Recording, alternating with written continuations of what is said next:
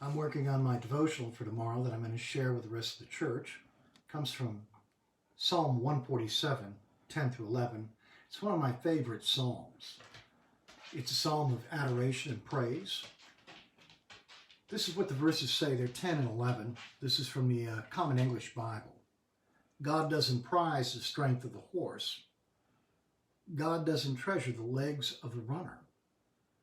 No, the Lord treasures people who honor him, the people who wait for his faithful love.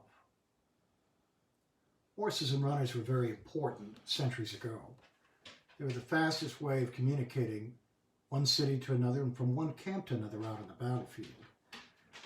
People waited for those messages, sometimes with great anxiety, sometimes hoping for the very best. Here it tells us that God doesn't prize the strength of the horse, the most powerful animal of his time and the fastest and sleekest. Nor does God treasure the legs of the runner, somebody that had trained for the job of running messages from one place to the next, or even running in games similarly to the Olympic Games. The Lord treasures the people who honor him, the people who wait for his faithfulness, his faithful love. To wait on the Lord doesn't mean that we sit on our hands. It is to be in prayer, and we're really waiting at the starting gate there to take off and do what God leads us and directs us to do. It is an act of faith to wait on the Lord, to have a word of prayer, to wait, to sit, to listen to the still small voice of God, and then to act upon it. During this time that we're dealing with the coronavirus, social distancing, and what some people have begun to call the new norm, our trust is in the Lord. And none of us here are sitting on our hands. We're worshiping through social media, of course.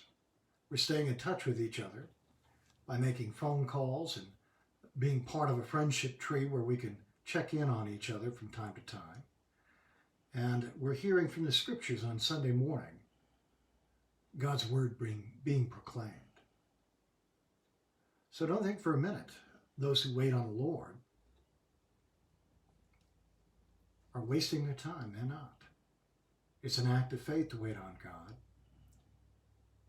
It's an act of faith to act once we hear his still small voice within our hearts and minds. And it's a sure voice that we can trust. God honors us when we wait on the Lord and act on the direction and purpose of his Spirit, where he leads. Lord, bless you and keep you.